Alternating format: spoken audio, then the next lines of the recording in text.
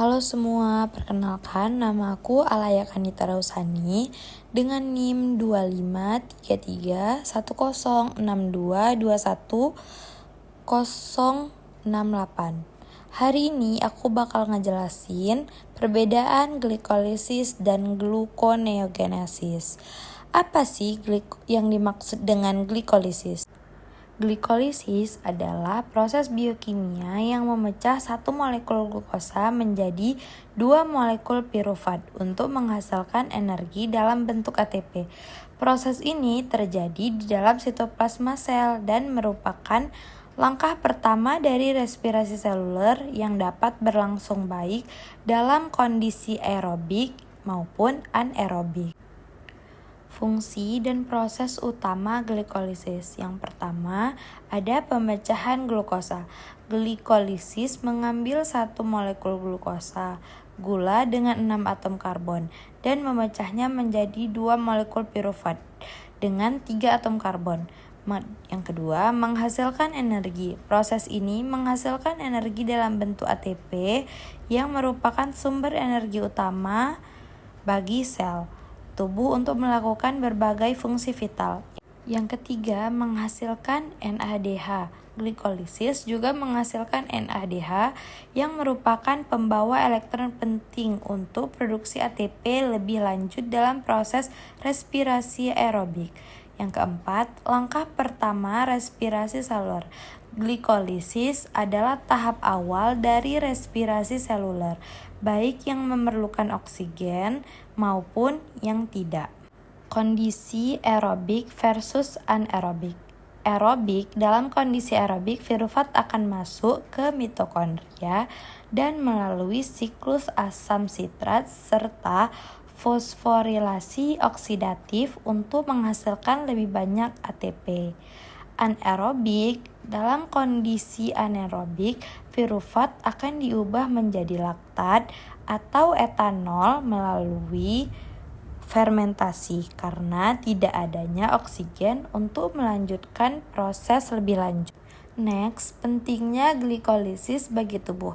Yang pertama, menyediakan energi dengan cepat, terutama saat aktivitas fisik intensitas tinggi yang tidak dapat dipertahankan oleh respirasi aerobik saja. Yang kedua, berperan dalam pemeliharaan kadar gula darah yang normal melalui perannya dalam produksi insulin. Yang ketiga, penting untuk perbaikan jaringan dan sel tubuh serta metabolisme lainnya. Yang keempat, merupakan jalur metabolisme yang sangat tua dan fundamental ditemukan di hampir semua organisme yang hidup saat ini. Selanjutnya, gluconeogenesis. Apa sih yang dimaksud dengan gluconeogenesis? Gluconeogenesis adalah proses metabolisme di mana tubuh menghasilkan glukosa dan prekursor non-karbohidrat seperti laktat, asam amino, dan gliserol. Proses ini terjadi terutama di hati dan ginjal untuk menjaga kadar glukosa darah tetap stabil, terutama saat asupan karbohidrat rendah atau dalam kondisi berpuasa. Selanjutnya ada mekanisme dan fungsi gluconeogenesis. Yang pertama, sumber prekursor. Gluconeogenesis menggunakan senyawa non-karbohidrat, yaitu ada asam amino glukogenik hasil dari pemecahan protein. Terus, laktat produk samping metabolisme otot. Gliserol dari pemecahan lemak dan propionat terutama pada hewan ruminansia. Lokasi proses ini terjadi di organ hati dan ginjal. Tujuannya untuk memproduksi glukosa, menjaga kadar gula darah agar tetap stabil, terutama untuk jaringan yang bergantung pada glukosa seperti otak dan sel darah merah. Prosesnya, meskipun mirip dengan glikolisis, gluconeogenesis merupakan energi ATP karena beberapa tahapannya tidak dapat dibalik. Selanjutnya ada pengaturan gluconeogenesis.